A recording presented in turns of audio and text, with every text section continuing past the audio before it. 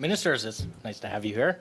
I just wanted to follow up on my colleague, Mr. Perkins' questions about the emissions cap. I'm just curious, can you confirm, did the Department of Finance do an economic analysis of the impacts to GDP of the emissions cap? Mr. Chambers, I just very quickly want to say I appreciated what I saw was your chuckle when I mentioned Trans Mountain Pipeline. And I do want to say, in the spirit of what the industry minister has said about let's celebrate the great things we can do together, he's been talking about some great trade deals. And I do want to take one bipartisan moment to recognize the work that Ed Fast did in putting some of those deals in motion. And I was glad to congratulate him on the floor of the House of Commons, and I'm glad to say that today. Thank you. I will pass that along to Ed. Please do. But my question, did the Department of Finance, did they complete an economic impact analysis of the impacts of GDP of the emissions cap? I will just say that I believe, as I think we all ought to, I recognize the importance of the oil and gas sector to the Canadian economy. If it's a no, that's fine. That's why we built a pipeline.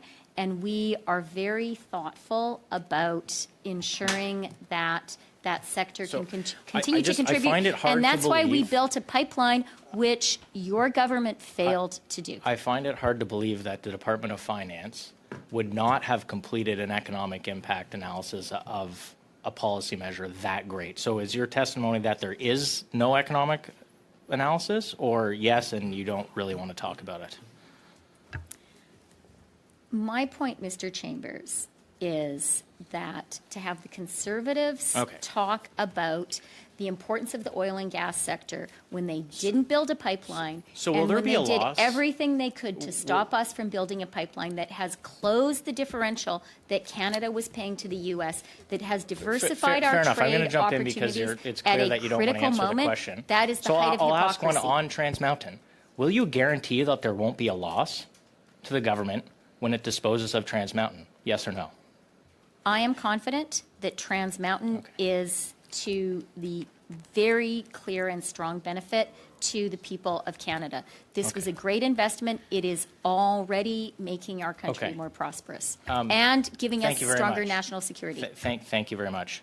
In the 2019 election, the Liberal Party platform said that increasing amortizations to 30 years would push up house prices and push people further into debt. Yet, just a couple months ago, your government increased amortizations to 30 years. Do you reverse that position? Do you believe that it's going to increase house prices?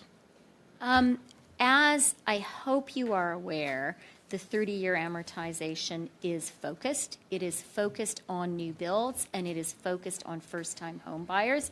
This is a really important step to help young Canadians have an advantage in the market, get their first home.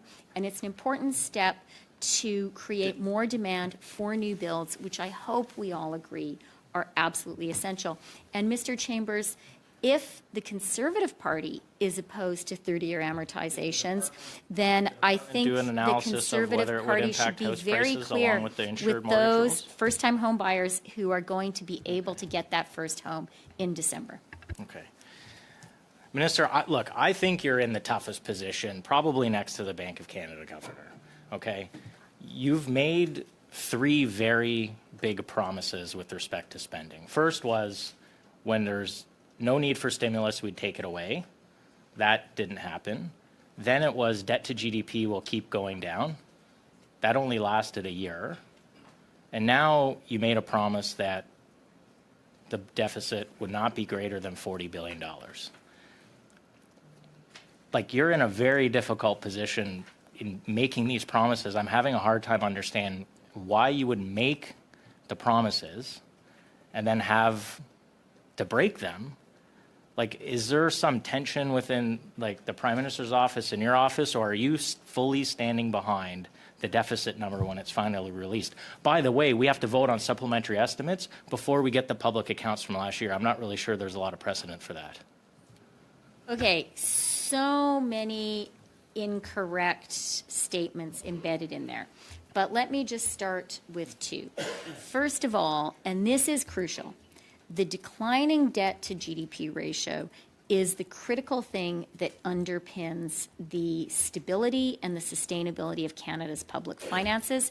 That is a significant accomplishment following the COVID recession, and it is significant to be able to do that while achieving a soft landing from the COVID recession. That is something all Canadians should celebrate. When it comes to the work of Parliament, it is a bit rich for Conservatives who have been blocking the constructive work of our Parliament for more than 2 months to criticize that. This is You can introduce them anytime. The Speaker said you can introduce the public accounts anytime. This is like an arsonist saying, wow, I don't like the heat and the smoke. Minister, That's we're well over exactly time. what we're We'd like to experiencing. wish you both a very Merry Christmas. Thank you for showing up to committee Yeah, today. and let me also wish you a very Merry Christmas.